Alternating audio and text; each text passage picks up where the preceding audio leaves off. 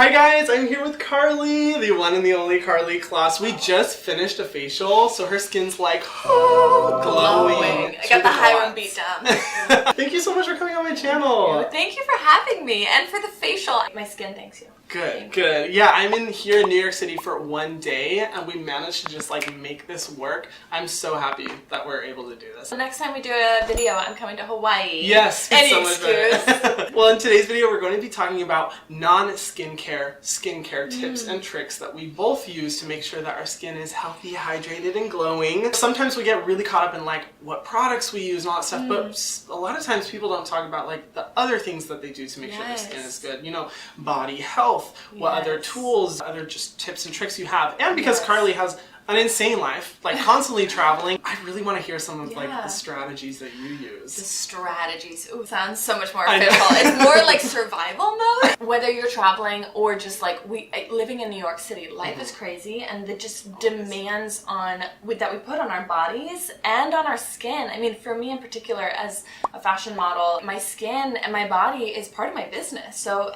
I need to take care of it. But beyond even that, just as like somebody who cares about, like, I treat my body and as though I'm an athlete. Like, I really try and take care of, you know, strengthening my body and investing in strengthening and caring for my skin. And I don't see that as like an indulgence. I see that as just a part of a healthy life. Oh yeah, skincare is a part of health overall. Sometimes, again, we can get caught up in like the aesthetic, the visual aesthetic of skincare, but in actuality, it's health. It's, you know, taking care of your health. And it's hard to do when we all are living these busy lives. So hence, I really get excited about like seeking out these hacks, these little hacks, which, by, like you said, no skincare. Listen, the right products that are best for your kind of skin or your needs are great, and when you find them, buy them, you know, in big stock. But I think for me, what I also really love finding is like these little hacks that I carry with me everywhere I go. So like, I've got like a whole I've got little hacks here. So these are tried and true. People love these. These are two of my favorites. They are different shapes. I'll be sitting in the back of like my Uber going to a studio for a big photo shoot or, you know, campaign. My Uber driver's looking at me like I'm crazy because I'm like doing this. There's so many different techniques, but I follow the shape of my face, and there's so many different lymph nodes in like the back of this area. You have lymph nodes here. There's a whole science to it all, which I'm sure. Do you do lymphatic drainage? Yeah, I love lymphatic drainage. When I go through that process, of just draining the lymph nodes, I notice personally my results are really good.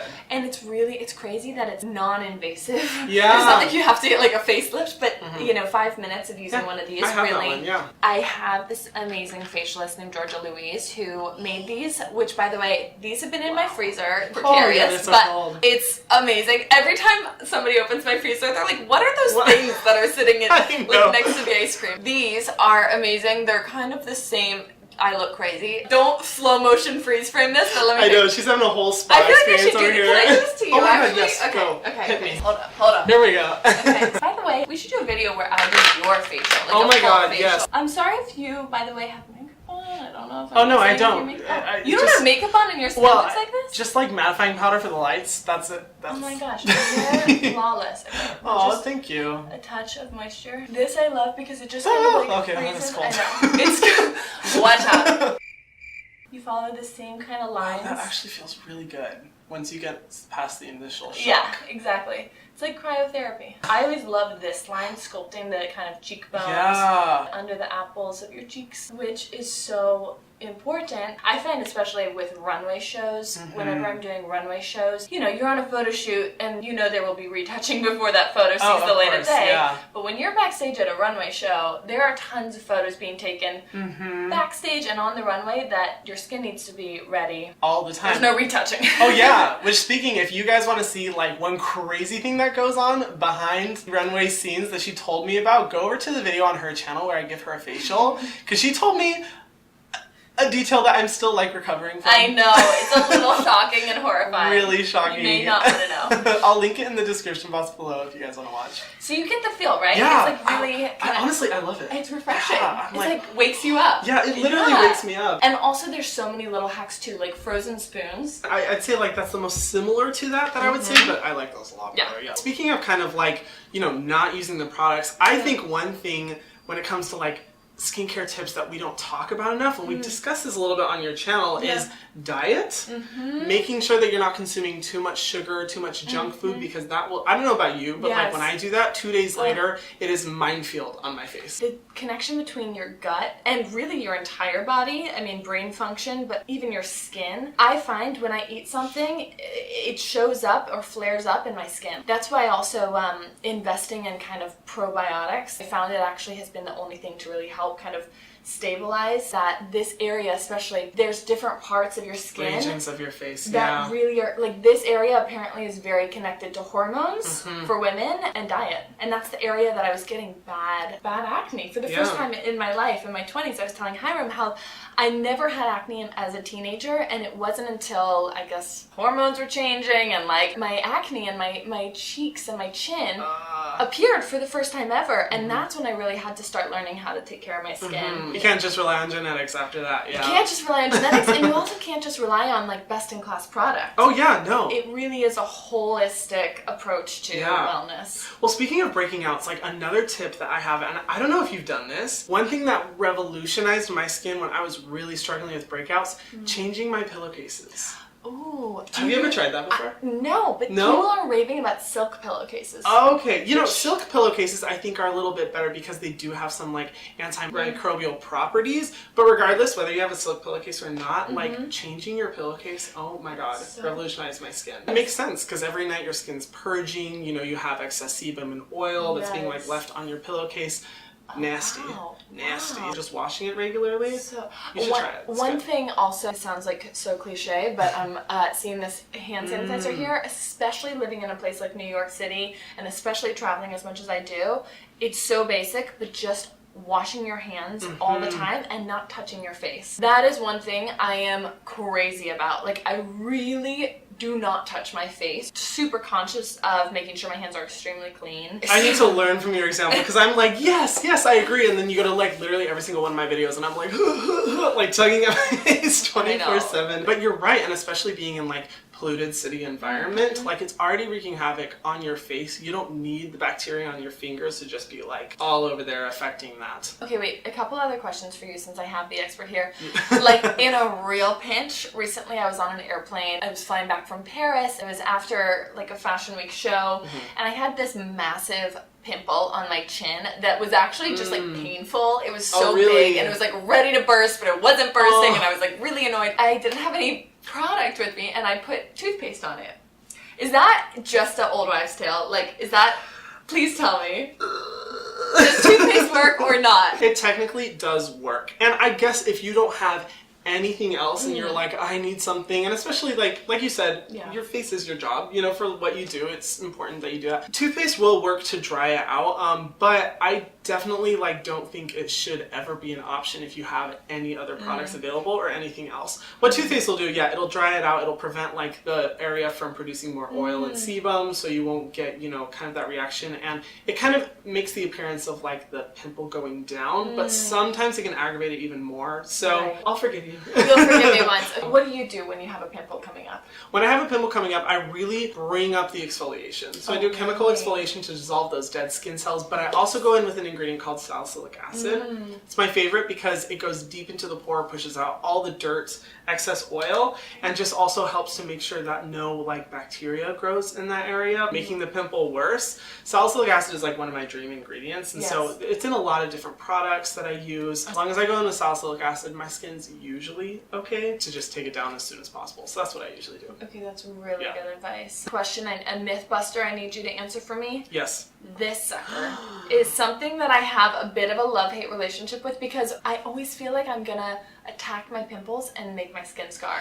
Yes, that's the thing. So these can be really effective. You guys can't see it. It's like it has the little hook. Usually in videos we'll see it pressed down around the pimple. The pus comes out. And, you know, it's so disgusting but gratifying. I've actually damaged my nose from that in the past too, to where like it burst capillaries. Yes, I heard that happen. Yes. And then you have to get it lasered. Exactly, and that is not cheap and it takes a lot of time. It's really stressful. Yeah, painful. So for that reason alone, while these are effective, I don't don't recommend them because they can really cause some perm damage. What's better to do, go to an esthetician or dermatologist, have them do extractions. They know what they're doing. They have the professional experience to be able to like treat that a lot better. So yeah, I would not recommend that. One other question, how often should we be exfoliating? Okay, yes. So I personally believe that you should be exfoliating a maximum of every other day. A maximum. Okay. Yes, but when it comes to a scrub, I recommend a scrub once a week because a scrub can be a little bit too harsh. We don't know when's too much, but for a chemical or enzymatic exfoliant like I was using in your facial before, you're okay to use that like every other day, I would say is ideal because you're making sure that your skin's getting rid of those dead skin cells, but you're not overexposing your skin to it and allowing it to have like the reparative and healing time to recover so that it stays strong and healthy and the moisture barrier is like protected. So another tip that I personally have that I think is really important. If you don't know, on my channel I talk about sunscreen 24/7 because the sun is so damaging, it'll increase aging and just a lot of photo damage, and there's a risk for skin cancer. So there's a lot of things that you want to avoid.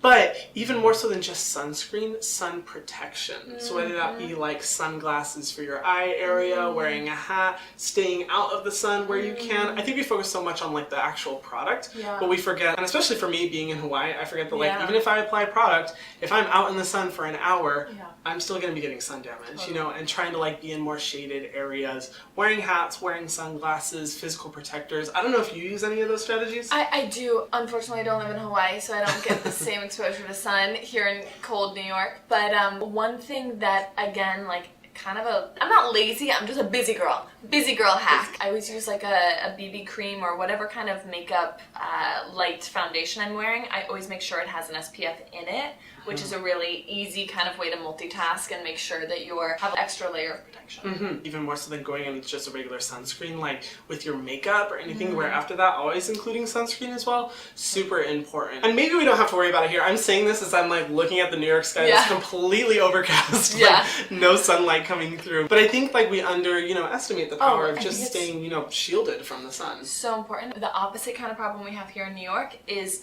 it's so cold, like bitter cold, and I think it's so important to make sure you're overhydrating. That's one thing from the inside out, like whether it's drinking water, these cold winter months, but also lacquering on any sort of cream or oil. I like to use more deep penetrating things, so like a serum or an oil in addition to a cream, which some people have more oily skin, so that might not work for you, but for me, I really like to approach it with different kind of textures of products. A term for it is like emollient. Basically what that means is like it's a thicker, more hydrating consistency as opposed to a really lightweight one, almost to where you can feel like this layer of moisture. Just making sure like you're going in with like multiple layers of hydration, like you were saying, multiple layers of moisture, because the hydration is really going to make sure your skin is happy and healthy, but sometimes people forget about moisture, which is that layer of protection that you want afterwards, which is why a moisturizer is important in addition to say like your hydrating serum treatment, anything like that. It's so funny, before I go to bed, after I've cleansed and exfoliated, that's when I get really like, I get so excited. That's when I like treat myself. Yes, that's when I'm like, okay, I'm gonna enjoy this process, my 12-step process or whatever. Sometimes it's more, sometimes it's less, but I'll do like a serum under the eye, and then one for different parts of the skin, and then one for more kind of oily areas or less. And what I'll do is I'll do a serum or a more kind of oily, deep penetrating product, and then a cream on top to kind of lock it in. That sounds literally just like my routine. Like daytime skincare I think should be simple because it's just focused on, preventing damage.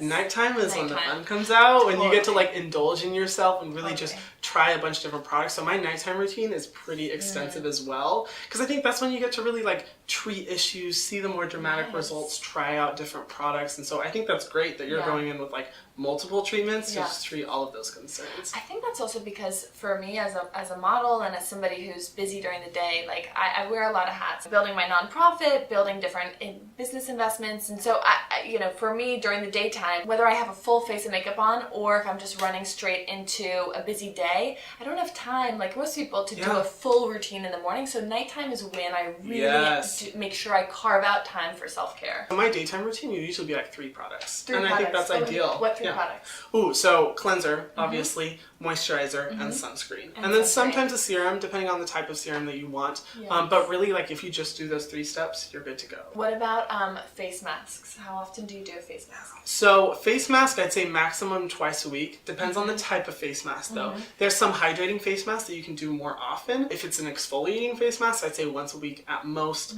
It just kind of depends. But face masks are really good, but you want to make sure you don't overuse them because they're made to be like really strong treatments that just kind of like poof your skin at once. So you don't want to overdo that. But if it's like a hydrating face mask, you can get away with doing it a little more often than that. Last question, because I literally could sit here all day and ask you so many questions, but I'm going to refrain. If you're feeling a pimple coming up, what should you do? Okay, yes. Amp up the exfoliation. Okay. I'd say a good chemical exfoliant would be good just over top of that area. I would also say there's an ingredient that I love. It's called niacinamide. So niacinamide, what it does is that it reduces oiliness and controls sebum production. It's also a brightening agent. It also helps to like make sure that the area doesn't get red or irritated. Niacinamide, also retinol. Yeah, I don't know if you use a retinol, but retinol is really undervalued as a spot treatment, corrector. So I will do at least one of those treatments on the area as I feel it coming up. But I'd say the most important thing, make sure you're exfoliating, and then make sure you're also taking care of your moisture barrier. Don't pound it with like treatments like, oh, it's gonna break out. Make sure you're taking care of your skin, still moisturizing, but using like 1 or 2 treatments. And then usually for me, it'll go away really quickly. Really quickly, okay.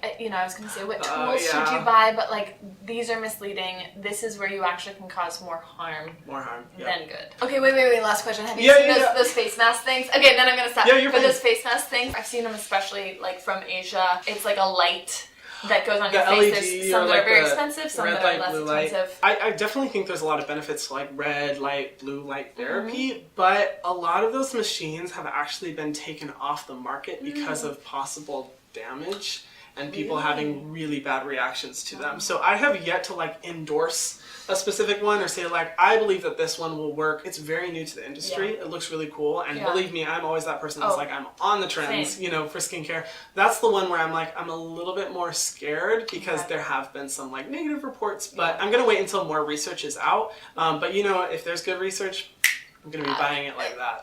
And you call me and I'll buy the same one. Exactly. Well, thank you so much for having me. Oh my gosh. Well, having me, I guess we're on my channel. Thank you for having me. And guys, thank you for, I'm like really such a fan of your channel and keep it up and congrats on everything. Thank you so much, Karlie. Please guys, go subscribe to her channel. She makes amazing content about her wonderful life. And if you haven't already, be sure to subscribe to my channel so you can learn more about skincare. Thank you again and we'll see you later. Bye guys. Thank you guys. Bye. Yay. Rolls off the tongue for you. Yeah. So